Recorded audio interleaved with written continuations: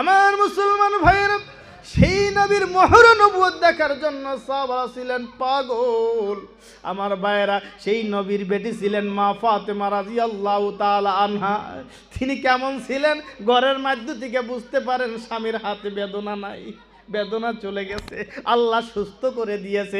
ইতিমধ্যে ঘরের মধ্যে উপস্থিত হয়ে গেল সেই যুগের মুরব্বী সাহাবী হযরত সুলাইমান ফারসি রাদিয়াল্লাহু তাআলা আনহু। ঘরের মধ্যে উপস্থিত হয়ে বলেন, আলী রে,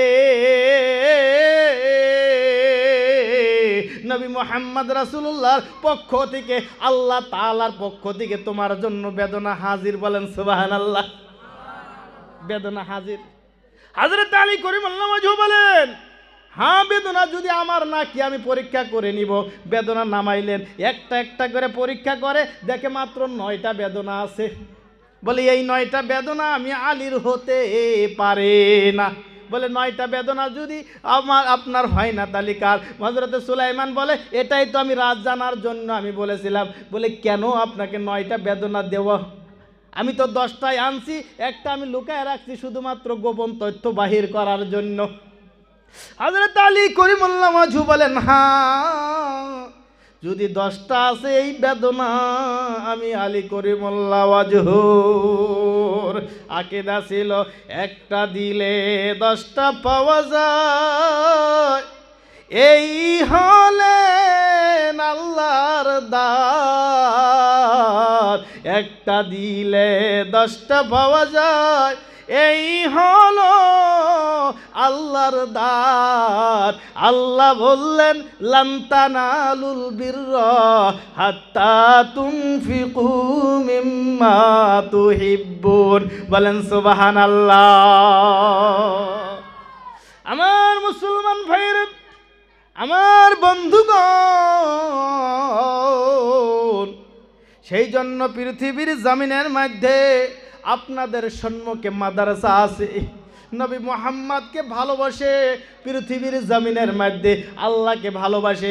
এই মাদ্রাসার জন্য আপনাদের সম্মুখে একটা ঘর আদুরা হয়ে আছে, যে ঘরের মধ্যে টালি লাগানো হয় না, যে ঘরের মধ্যে টিনও লাগানো হয় না, আদা হয়ে আছে। মাদ্রাসার তালবে ইলমরা ঘরের মধ্যে যে ঘরে থাকে সেই ঘরে নামাজ পড়ে রে বাবা। বলুন বলুন, সেই ঘরটা মাদ্রাসার তালবে ইলমের জন্য ঘরটা পরিপূর্ণ করা লাগবে কি না? জোরে বলেন, লাগবে কি না? কথা কয় না, লাগবে কি না?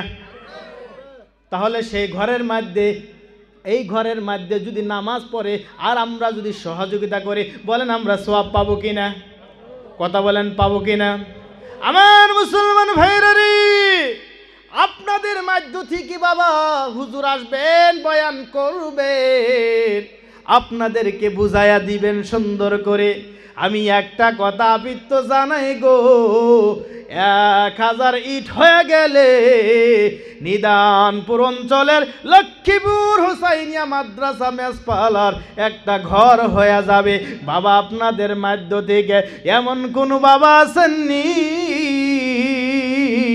পরকালের জন্য, জাহান্নাম থেকে নাজাত পাওয়ার জন্য, জান্নাত পাওয়ার জন্য, জাহান্নাম থেকে মুক্ত পাওয়ার জন্য, জান্নাতকে পাওয়ার জন্য এই মেহফিলের মধ্যে কোন বাবা আছেননি 1000 ইট দেওয়ার জন্য? এই মেহফিলের মধ্যে কোন বাবা আছেননি হুজুর আমি 1000 ইট দিয়ে দিব? মার জন্য, বাবার জন্য দোয়া করবেন। আমার বাবা চলে গেছে, আমার মা চলে গেছে, এই মেহফিলের মধ্যে কোন বাবা আছেননি মাত্র 1000 ইট দেওয়ার জন্য? যেই বাবা দিয়ে দিবেন, আমার মনে হয় রে আজকের মেহফিলের মধ্যে 1000 ইট দিয়ে দিবেন, আমার আল্লাহ পৃথিবীর জমিনের মধ্যেও আপনাকে কামিয়াব করে দিবে আর পরকালেও কামিয়াব করে দিবে। এই মেহফিলের মধ্যে কোন বাবা আছেননি মার পাগল, বাবার পাগল, যার মা নাই, বাবা নাই, বাবা ঘুমাইয়া গেছে, কবরের বাসিন্দা হয়ে গেছে, বাবা ঘুমাইয়া আছে, কবরের বাসিন্দা হয়ে গেছে, কবরের মধ্যে শুয়ে আছে। এই মেহফিলের মধ্যে একজন ব্যক্তি কোন বাবা আছেন রে, মাত্র 1000 ইট দিয়ে দিবেন। 1000 নারে তাকবীর।